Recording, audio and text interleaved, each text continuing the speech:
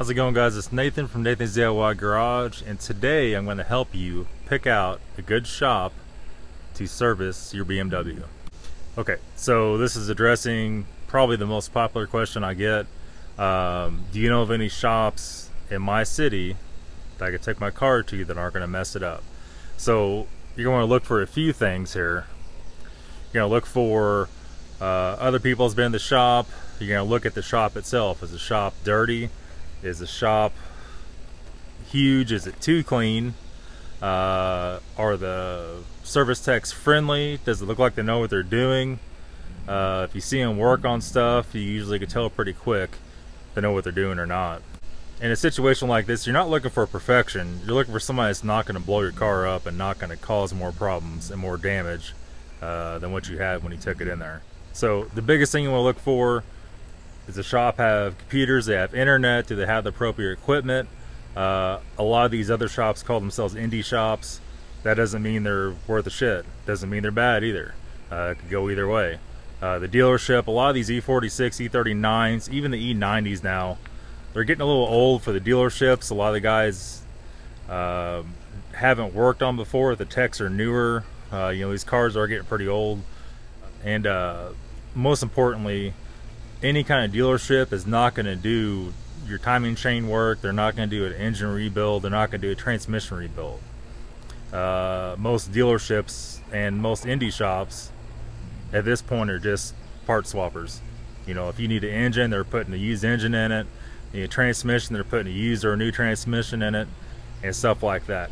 That doesn't really fix a problem, and the worst part about that is you don't know anything about the parts you're getting. They're buying it from a supplier, from a junkyard, essentially. And you guys know what BMW engines are, especially out of the older V8s. You can't rely on that. What you're going to get an engine or a transmission that does good for a few months or a few weeks or even a year, and then back to the same old shit, the same problem. Especially you guys with the timing chain problems, the M62 TU engines, even the guys with the N62 and all the newer V8s that have the broken head bolt problems, and stuff like that. Stuff like that you're not going to be able to tell from buying an engine from a supplier what's wrong with it, because what's going to happen, the supplier is going to say, oh, this thing only has 20,000 miles on it. How many cars do you know of in the junkyard only 20,000 miles on it? Not many. Not many at all. You know, they don't have any proof. They're just buying it. You have to pay more for an engine that supposedly has lower miles on it. If the car has been wrecked, it might have ran fine. It might have 20,000 miles on it. If somebody crashed that car and they didn't turn the key off right away and it sat there and idle with no coolant in it, guess what? You put it in your car, it'll compression test perfect. You go to start it up and it's smoking, or you'll drive it, it'll overheat. Timing chain guides, most shops won't touch that M62 TU engine.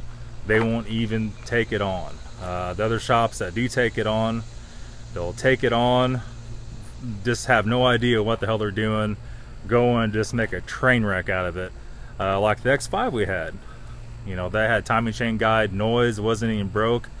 Supposedly a BMW shop up by St. Louis took it in their own hands to redo it. Well, the time I bought it, you know, the valves are smashed into the pistons, the rod is broken off, just total destruction.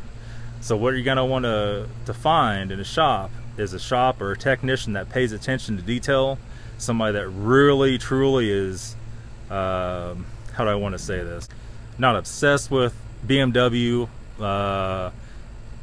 but is actually an enthusiast, not just in it to grab the money out of the hourly rate. You don't want somebody just punching a time clock. Those are the people that's going to wreck your car. The shop owner, you know, I've gotten into verbal altercations before with guys in St. Louis at those shops. You know, the guy said, oh, I've been in business for 35 years. I gotta be doing something right. Well, you're charging 250 bucks an hour. You're pissing off 3/4 of your customers. Even the last quarter of them, they still keep coming back because they don't think there's anywhere else to go. Just the money they're giving you keep the shop open.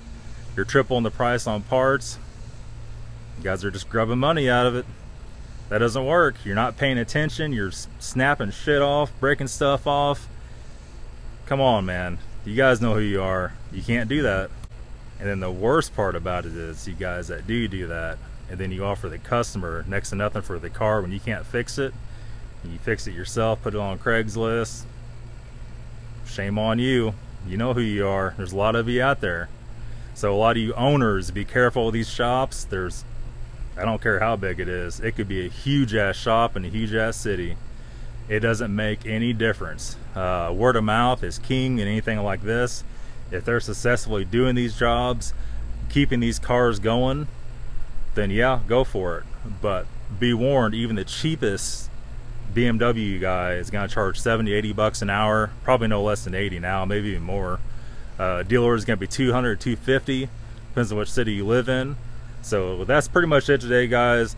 Hopefully this gives you guys a heads up. So many of you guys ask me this question. It's such a common question, and hopefully this will give you some insight. That's it. See you tomorrow.